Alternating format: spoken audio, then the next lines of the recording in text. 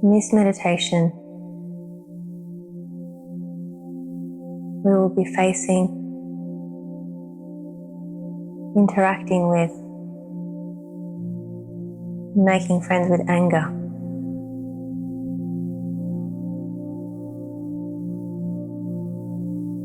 Notice how you felt when you contemplated the idea of making friends with anger. How did you interpret that? What did your mind make it mean? And how did your body feel in response to the thought?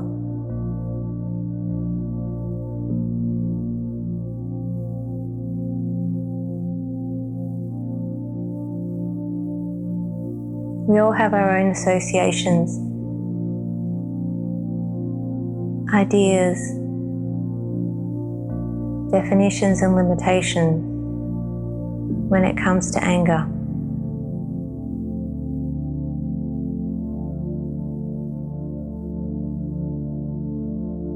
As you do this practice repeatedly, you may find that these begin to shift and evolve. And that is appropriate, because what we are attempting to do is give you more consciousness, freedom, and choice as you learn to work with your emotions in productive and powerful ways. Anger and power are connected, although we usually connect them in ways that are not quite the truth. You do not need to be angry to be powerful, and you do not need to be powerful to be angry. But anger has a power to it. And if you reject your anger, if you disconnect from your anger, if you squash your anger consistently, you will also be disconnecting from your own power.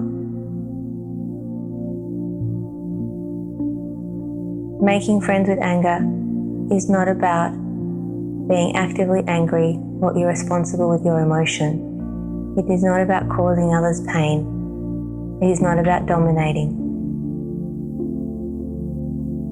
Anger is a healthy emotion that brings you information. You never feel angry for no reason. When anger comes up, it is telling you something important. It may be that your boundaries have been transgressed. It may be that a situation is out of balance. It may be that you are not respecting your own priorities. It may be that a situation is not for your highest good. It may be that you feel hurt or misunderstood or sad. Often anger is used to block or squash those less powerful emotions. But as you learn to follow the trail of the energy, as you learn to uncover what lies beneath the emotion, you learn to heal yourself. You learn to cleanse things out of your system so that you are not triggered by things in the present moment because of things from your past that you have not yet cleaned up.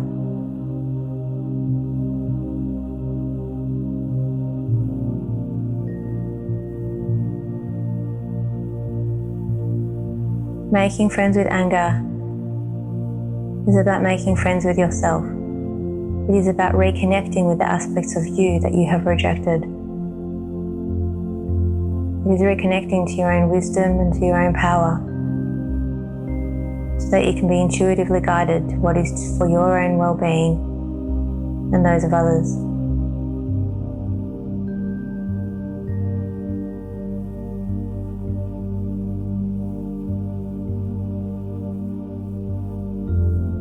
And as you learn to process your anger, to be with your anger, to nurture yourself through the experience of anger, you will uncover what anger is here to tell you in each and every moment.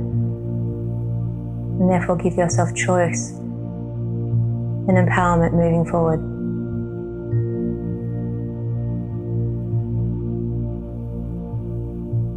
Allow yourself to take a deeply conscious breath as you turn your attention inwards. Take a moment to connect into your body, inhabiting your body, feeling its sensations,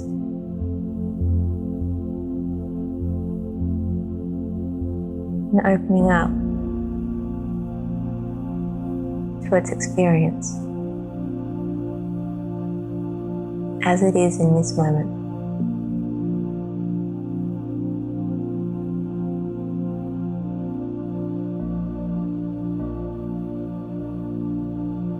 I invite you to be playful with this practice.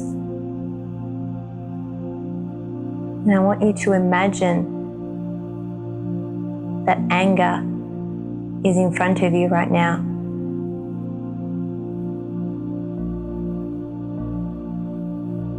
Allow anger to represent itself in whichever way it chooses. And this is something that will change as you repeat this practice. So be with anger as it presents itself to you now.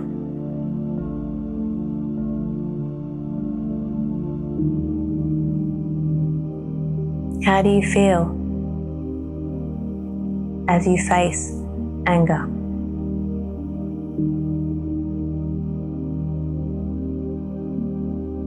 Do you feel open to it, or do you feel closed? Are you comfortable standing in front of it, or do you wish it would go away?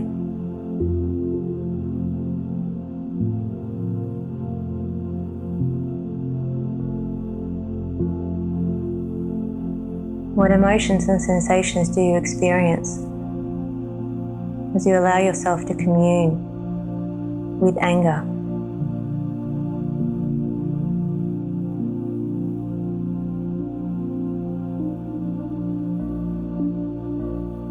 What experiences come to mind when you think about your previous experiences with anger? They can be experiences of your own anger or the anger of others.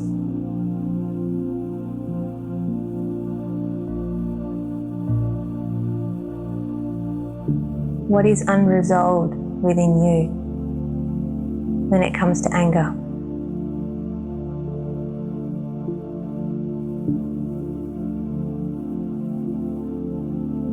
And what have those previous experiences that have not yet been resolved for you made you believe about what anger is?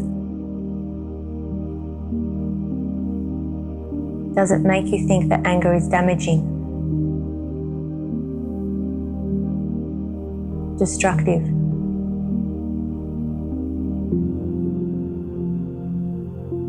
dominating? What conclusions have you drawn about what anger is?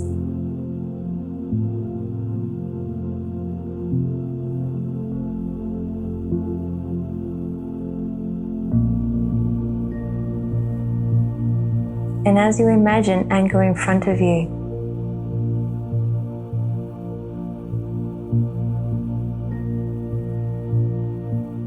I want you to ask anger, how does it feel about the way that you perceive it? And then be willing to listen and be willing to be surprised.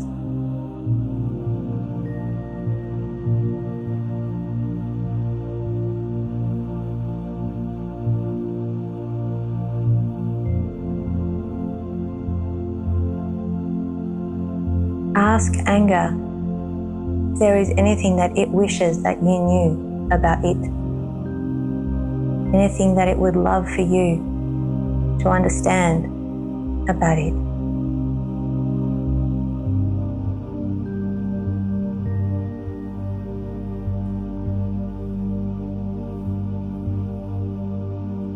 I now invite you to remember a time when you felt angry. It may be a time where you acted in ways that you do not feel proud of. Or it may be a time when you were angry but repressed it, telling yourself that you shouldn't be angry. And as you place yourself back in that memory,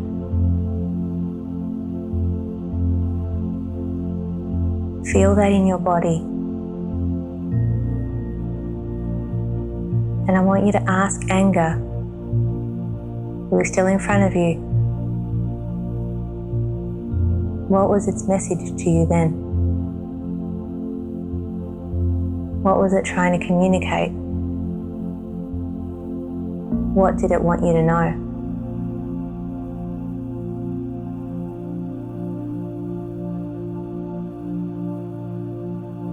And as you look at anger,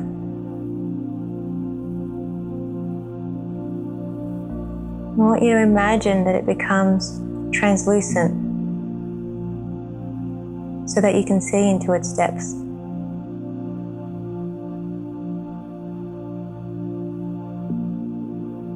And I invite you to feel the truth of this.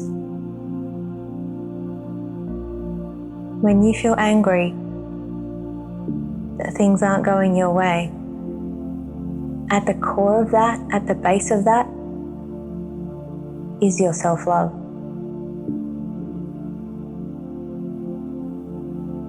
You want things to work out for you. You want people to be kind and loving to you.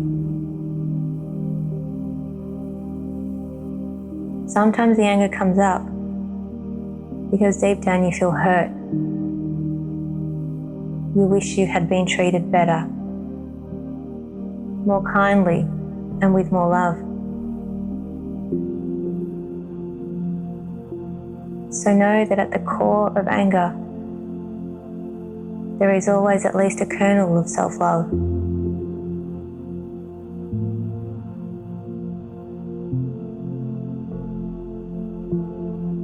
Anger always has information for you. Anger is a natural and healthy human emotion.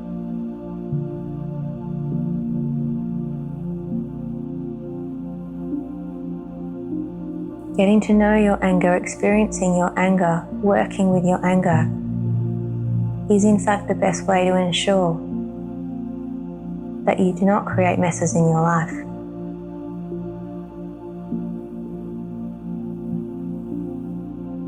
Consistently repressing your anger is an attempt to energetically squash a very powerful emotion. So as you learn to be with it, work with it, uncover what's really going on with it, release it, heal it, love it, you will become capable of much healthier relationships, firstly with yourself and therefore with the world around you.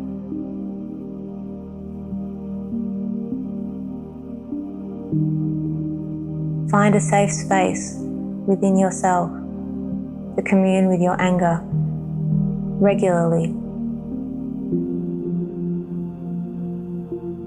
Know that anger, when it presents, ultimately wants the best for you. And know that if you have tried in the past to repress your anger so that you don't accidentally attempt to dominate someone else, what you're actually doing is attempting to dominate a part of you. If you wish to have healthy relationships where you honor others, have a healthy relationship with yourself where you honor yourself first. That is the foundation for the healthy relationship you want with others.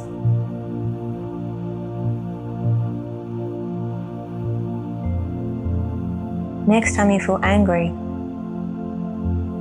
take some time out to allow that anger a safe space to exist within you. because the truth is it already exists. Chat to your anger. Be with your anger. Discover what is in it, what is causing it, what is beneath it. And as you do that work, that's how you prevent it from exploding and causing a mess that you then need to clean up. Repressing your anger does not work. It will continue to be triggered by external circumstances. Exploding in anger also doesn't work, because that creates messes that impact your life and either destroy things or create messes that need to be cleaned up later. But when you make friends with your anger, you can get its messages, its insights, and make active and conscious choices about how to proceed, instead of reacting from either disconnection of the self or from explosion in reaction to others.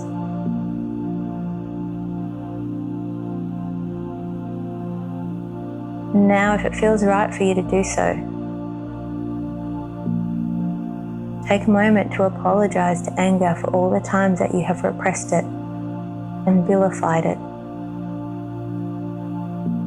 and blamed it.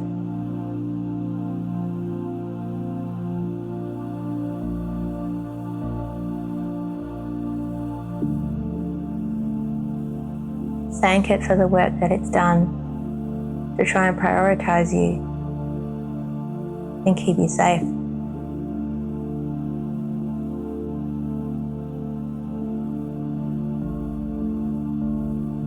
And if you feel comfortable with making this commitment, commit to being willing to be with it and listen to it and take care of it more regularly.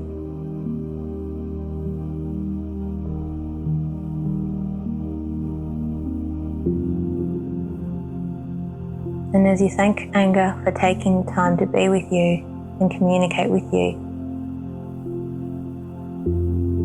notice how your body feels.